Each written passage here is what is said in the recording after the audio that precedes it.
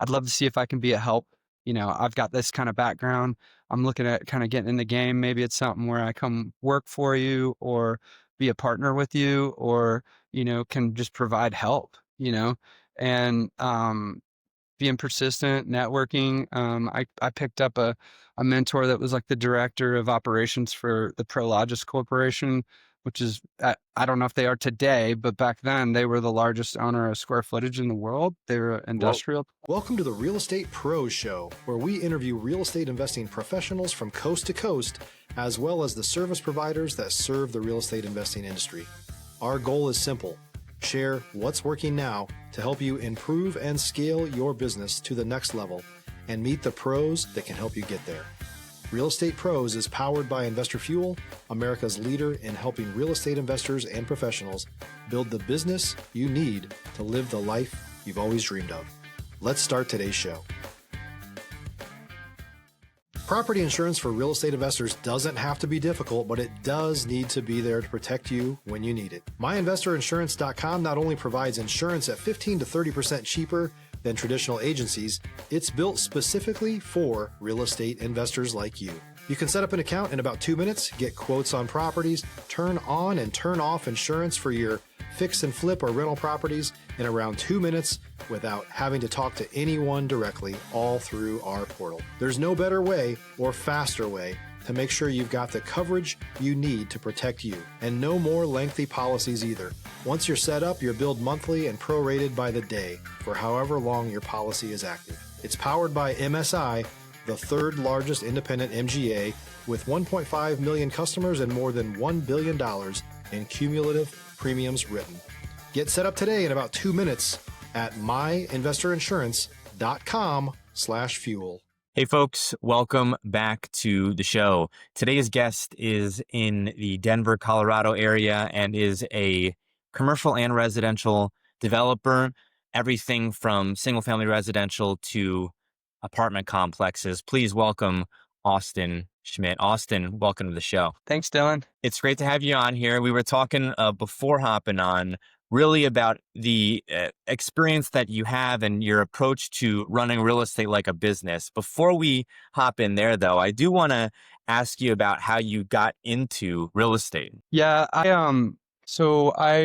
it goes kind of back to being a young kid. My family was in a construction business. They were commercial builders, Atlanta market, Tampa market, and Charlotte. And I kind of grew up on a job site and went to school, did civil engineering degree at University of Georgia. Kind of always said I wasn't going to get into construction because I'd been around it.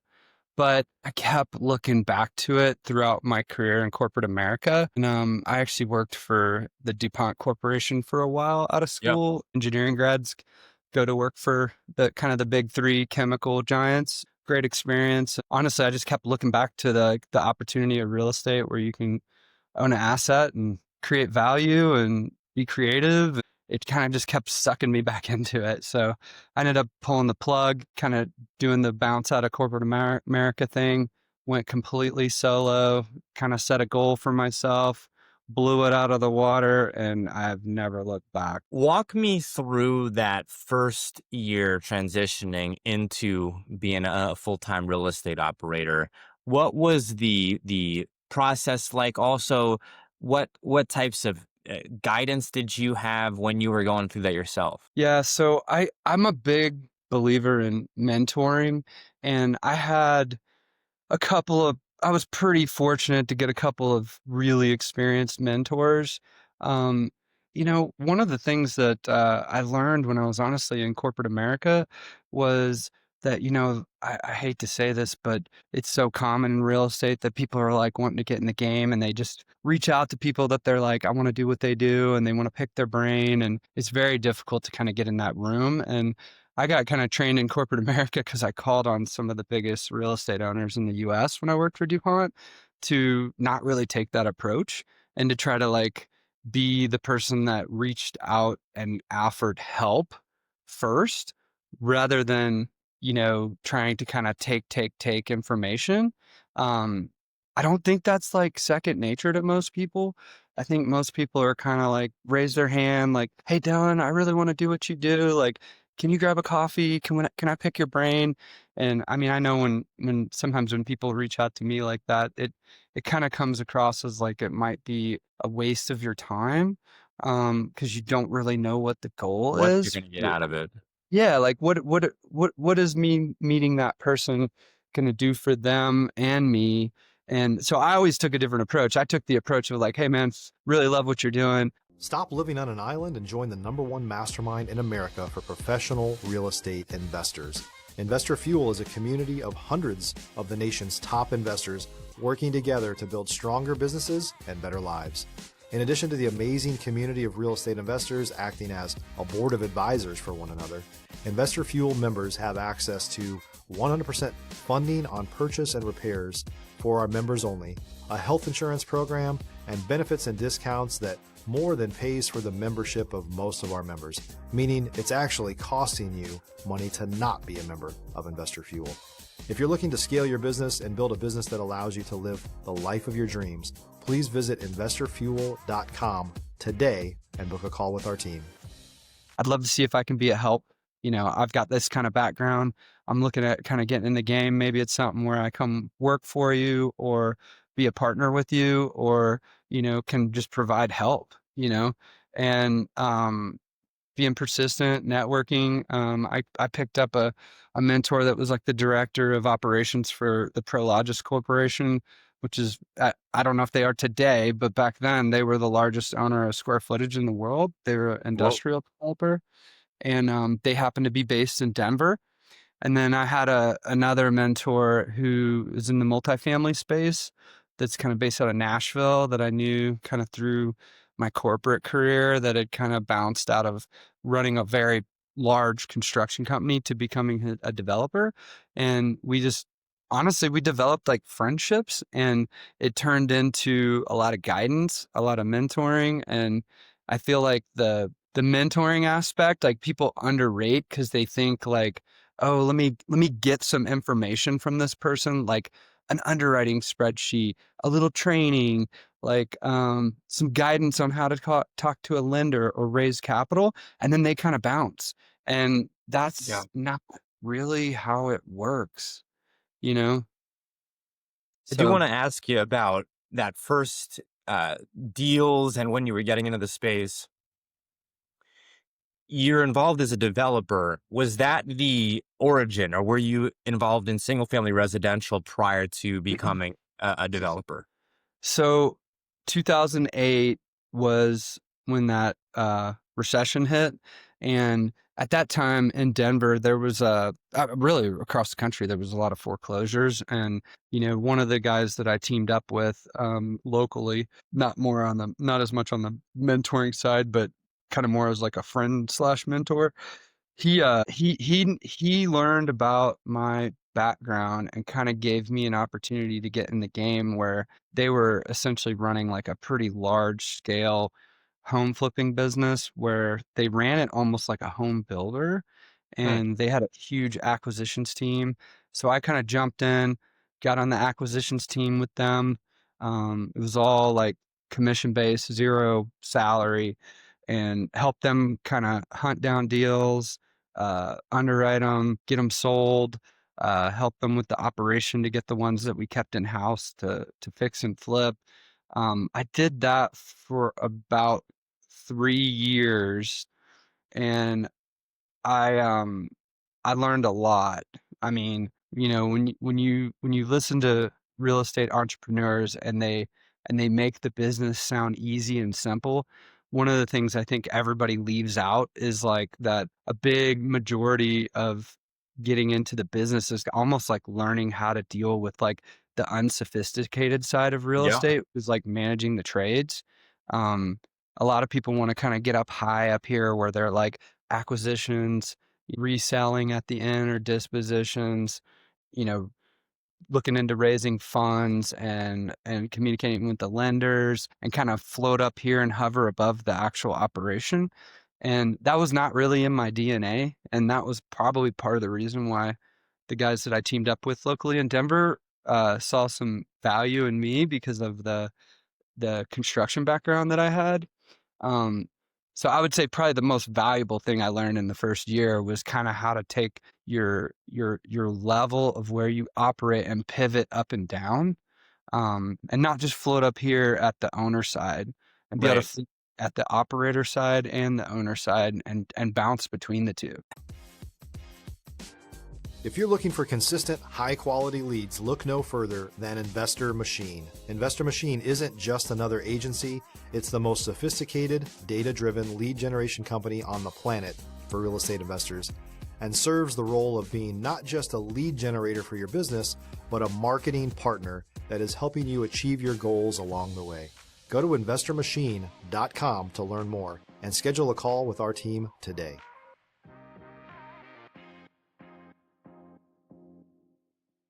Help me understand the journey from being involved in acquisitions there to then scaling to where you are today as a developer. Was it a linear path? Did you have your eye set on, hey, I'm going to be a developer, or was this a natural progression where you started to see that this was something that you were both interested in, and also two could scale a business? Yeah, I think one of the reasons why it morphed over time was I had a background in new construction, and I understood it. I liked it. It's kind of it's kind of a part of the business that people don't pivot between kind of the distressed assets and new construction a lot. And I Right. think one of the reasons is because a lot of times people get into distressed assets and they're looking at it as like an acquisition, a shorter timeline for renovations, whether it's on the apartment, multifamily side, or, just fix and flipping a home. Um, I always enjoyed like the higher quality, higher style projects. And it gets very challenging to do that in the renovation side of the business. And I mean, you can definitely do good quality, but I feel like, the overarching scope of what you can put in a deal kind of limits where you can go with it a lot, because you have to be careful of what your back end sale is. Um, so the way I kind of pivoted was obviously like '08 was a recession. Yeah. That the fix and flipping business and acquiring distressed apartments was a good model for that. And then I saw the business kind of turning on the uptick in about 2010, 2011, and it started to I started to see that deals were penciling um, on the underwriting side for new construction. And that was really what I wanted to make our primary focus. So, I mean, I literally just stuck my toe in the water and started jumping right into deals. I mean, one of the, one of the things that one of my mentors taught me was, in order to really go from working in the distress side of real estate to working as a developer in new construction, you have to really spend time, get your finances tight, become what I like to call kind of bankable. Because you're going to borrow a lot of money from banks, and banks lend money to the people that they know, like, and trust, that they feel like can fix problems, and that they feel like can get from A to B on a project and finish it. Um, it's it's probably the most important thing that people overlook. In that Is being realm, bankable. Yeah. yeah, in that realm, you're not the customer. The bank is the customer. And you're kind of there to provide a good operation, good underwriting, and a path from A to B to get finished, and prove to the bank that they should do business with you. Um, that I was want to advice, honestly, to I get. want to I want to pivot a bit here, Austin, and ask you about the vertical integration of your businesses. We were talking before the show about this, and also how you haven't limited yourself to one asset class, one deal structure, or one type of transaction.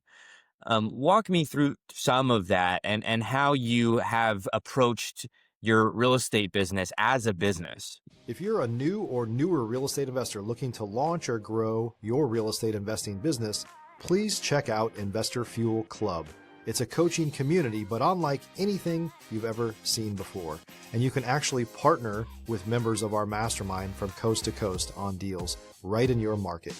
There's no better opportunity to build a consistent business than to literally partner with pros to help you avoid costly mistakes, avoid the need for capital to do deals, and help you eliminate your fears as you're starting your business. Learn more about Investor Fuel Club at investorfuel.com/club.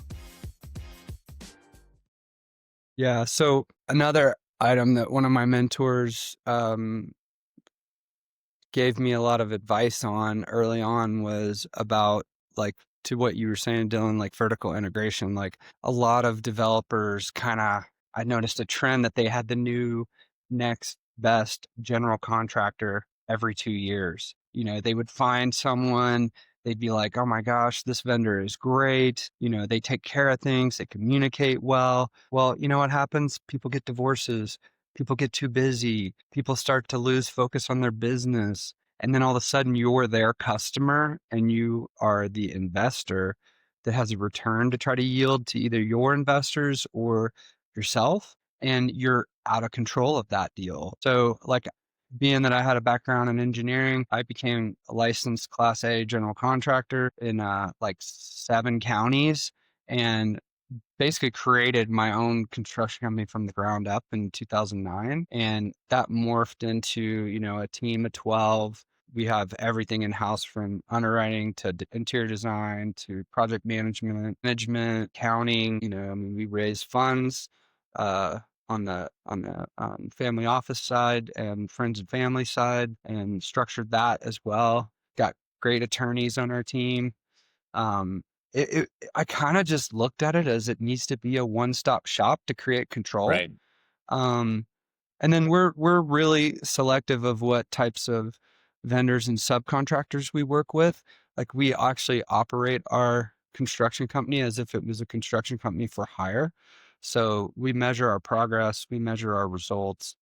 When we see a vendor that isn't quite pulling their weight for the results that we expect, I mean, we literally work to replace that vendor right I away. wanna I wanna ask you about the aspect of being a developer and owning these projects, because I think for most people, when they think of developers, they think of build to sell, especially in the residential space. You've taken a different approach. How did you get to that approach? But also, two, is this something that is becoming more common in the development space, where developers are owning the buildings that they develop? Yes and no. I think it's smart to have a business that has a percentage of your annual workflow that's going to be for sale. That's what kind of creates like the cash flow coming in and out of the business. Our construction company does do fee-based projects too. So we do some consulting with other developers to help them underwrite their deals. And we either charge a percentage to kind of help them underwrite and flow through like their bank approval and draw process with the builder they hire, or they can hire us. Um, so we've created kind of a revenue model for like the for sale housing, the consulting side. And then we have a percentage of our annual output every year that is projects that we're going to own, build, develop, and operate and continue to hold them. Whether it's, we built a couple express tunnel car washes that we own and operate, and those are like separate entities. We brought on an operation partner. That's a partner in the deal. And then we obviously own a bunch of apartments, ones that we've been, raising capital for, that are larger deals that will have like, 10 to 12 limited partners in each deal. And then ones that we just outright own by ourselves. Right. So I think it's important to kind of have a mix, because you never really know which section of the business is going to outperform the other based on the economy or what's going on. But, you know, I I saw developers that focused only on like for rent product kind of struggle at Right. times and not have much income coming in. And then I saw developers that focused on only for sale product struggle when there were times that they didn't have as many successful sales coming in as well. So we tried to kind of create a mix so that we could have the for rent product help us through the bumps of this for sale cycle, and the for sale product help us through the bumps that could happen on the for rent side. So it's good to have a mix, kind of keep multiple plates spinning. It's good to be diversified, and not have all your eggs in one basket, especially when you've been in as long as you have. You talk about, 2008 to today, and we've probably seen however many market shifts during that time frame. And I feel like we're going through one now, even. We Yep. are coming up on time here, though, Austin. Where can folks go if maybe they're interested in reaching out to you? Maybe they've got a deal they'd like your feedback on, or they may be an aspiring investor or developer themselves and would like maybe to get in touch with you and see what your feedback is on their journey. Anyone can hit me up on Instagram. I'm Austin Schmidt 2258. Also on our website, which is lux-builders.com.